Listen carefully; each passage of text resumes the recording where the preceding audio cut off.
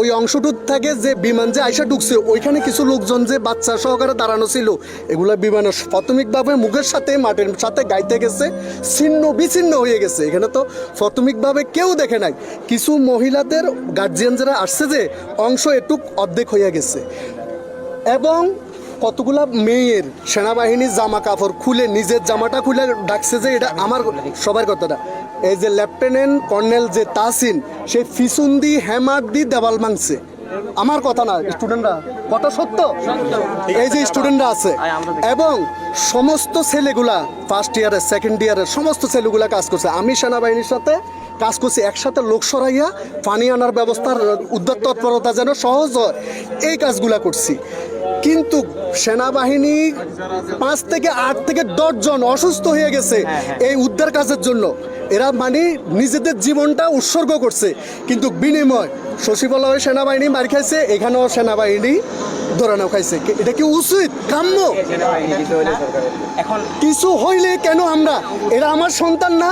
তোমরা পড়ালেখা কইরা এরা একসময় সেনাবাহিনী হবে না? এরা একসময় অফিসার হবে না? এই দেশে মানুষ নাই, আল্লাহ নাই, কেন এটা নিয়ে রাজনীতি এত মিসিং বিষয়? আমরা 2-3 দিন ধরে দেখতেছি যে বলছে লাশ গুম করা হচ্ছে। মিথ্যা কথা, একবারে মিথ্যা কথা। কিছু লাশ 8 থেকে 10-12 জন বেশি জইলা মানে কয়লা কলার মতন হয়ে গেছে, এগুলো দেওয়ার মতন না। এই লাশগুলা কাকে দিবে? ডিএনএ টেস্ট ছাড়া কি দেওয়া সম্ভব? এই বাচ্চাগুলো এই লাশগুলা কিছু ঢাকা মেডিকেল আছে, বাহিনীর আছে, সিএমএস যেখানে হেলিকপ্টার দিয়ে আমরাই তো উঠাইছি, আমরাই প্রেজেন্ট ছিলাম। ওই 8-10-12 জন প্রাথমিকভাবে চিকিৎসার জন্য তাড়াতাড়ি হেলিকপ্টারে নিয়ে গেছে। যে জায়গা হেলিকপ্টার সেনাবাহিনী নামাইছে, এতটা রিক্সে নামাইছে, বড় হেলিকপ্টার আসছে, কিন্তু কতটা রিক্সে। তাহলে ওই সেনাবাহিনীকে আমরা যদি অন্তত কৃতজ্ঞতা প্রকাশ করা ছিল প্রশাসনকে, যে সেনাবাহিনীর সর্বোচ্চ জীবন দিয়ে কাজ করছে। আমি প্রেজেন্ট সেনাবাহিনীর সাথে ছিলাম, সমস্ত গাইডিয়ানরা দেখছে, সবাই দেখছে। কারণ আমার এক ছেলে এই যে কলেজে এবার পরীক্ষা দিতে আছে মাইলস্টোনে, আমার মেয়ে এখান থেকে বাইর হয়ে গেছে। আমার এক ছেলে 7-এ পড়ে, আমার বাসা ভিতরে। শোনার সাথে সাথে আমরা দৌড়াই আসছি এখানে। কেন বাংলাদেশের মাঝে আইন প্রশাসনকে সাথে সাথে দোষারোপ করা হয়? ওনারা মানুষ না? আমাদের সবার কি এটা বোঝা উচিত না? আমরা একদিন এই পোশাকগুলো পরবো না? কথা হইলে আপনি দেখছেন সচিবালয়ের মধ্যে কিভাবে পুলিশকে ফাত্তরগুলা মারছে। এটা কি কোনো মানুষের কাজ? এটা কিন্তু বলতে পারবেন না স্টুডেন্টরা মারছে। কে মারছে? দুষ্কৃতিকারী। এইটা স্টুডেন্টদের নাম দিয়ে, স্টুডেন্টের নাম দিয়ে কিন্তু সবাই। মঙ্গলবার আমরা ছিলাম ক্যাম্পাসে, হ্যাঁ মঙ্গলবার আমরা ছিলাম ক্যাম্পাসে। তো এই ভাঙচুরটা কি আমরা স্টুডেন্টরা কিভাবে করছি?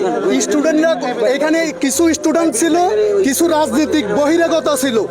শুনেন একটা জিনিস, আগে সর্বপ্রথম আমাদের এই বাচ্চাগুলা ছোট ছোট, এদেরকে যেভাবে বুঝ দিবে এইভাবে। আমি যদি বলতে যাই, এই যে 2টা বাচ্চা যে বাইর হইয়া একা একা হাইটা ওইখানে চলে গেছে, এদেরকে ধরার কেউ ছিল না। সিএনজি সিঙ্গেল দিছে, সিএনজি দাঁড়ায় নাই। মাইলস্টোনের ফিয়ন ছিল, ড্রাইভার ছিল, স্যারেরা ছিল। এখানে 20-30টা গাড়ি আছে না তোমাদের?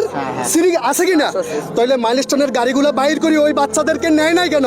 গার্ডিয়ানরা যে আহাজারি করতেছে, মাইলস্টোনের গাড়িগুলো বাইর করি, ওদেরকে লিফট দেয় নাই কেন? মাইলস্টোন কি কোন দায়িত্ব পালন করছে? ছাত্ররা করছে। এই ছেলেগুলা লাশ উদ্ধার তৎপরতার মধ্যে লোকজন সরাইছে, লোকজনকে সান্ত্বনা দিছে।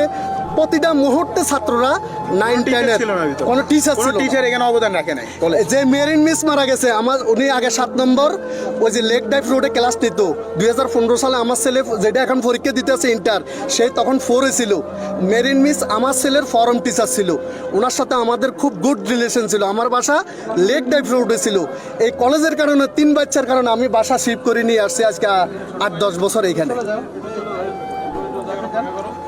সত্যটা বলেন, দুনিয়ার মধ্যে একদিন মানুষ বাঁচে থাকবে, একদিন কেউ থাকবে না। সত্য কথা বললে আল্লাহর কাছেও ভালো ভাবেন এবং দুনিয়াতেও ভালো ভাবেন। আল্লাহ বলতে তো এই সেনাবাহিনীগুলো এত কাজ করি, এরা লাস্টে অবদস্থ হয়ে মায়ের শিকার হইল।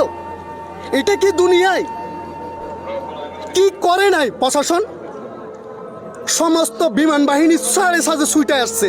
আমাদের রাস্তাগুলো তো জ্যাম, তারপরে এই বিমান নৌবাহিনীর সাথে সাথে ছুটে আসছে, সবাই আসছে। সেনাপ্রধান কয়েক কিছু বলবে করে সেনাপ্রধান সাথে সাথে আসছে। ঘটনাস্থলে আমার কথা মিথ্যা, আমি কোনো মিথ্যা বলতেছি? আসছে সেনাপ্রধান, সাথে সাথে উনি নিজে আসছে যেখানে কি হচ্ছে। এই জিনিসগুলোর জন্য আল্লাহর কাছে আমি শুধু এটুকু বলতেছি, এই দেশে থাকতে ইচ্ছে না। আমার যদি সামর্থ্য থাকতো আমি একবারে এই দেশ থেকে চলে যেতাম আমার বাচ্চা কাচ্চা নিয়ে। এই দেশের মিথ্যা রাজনীতির মিথ্যা মিছিল, এই লাশ নিয়ে এই নিয়ে সেই নিয়ে মিথ্যা কথা, এগুলোর কারণে আমার মনে হয় এই দেশ থেকে মনে হয় যেন চলে যায়। আর না হয় আল্লাহ তুমি আমাদেরকে মৃত্যু দান করো। আর মানে এই মিথ্যা রাজনীতি ঘরের মধ্যে মানুষের কথা শুনে বুক ধার বাড়তে হয়।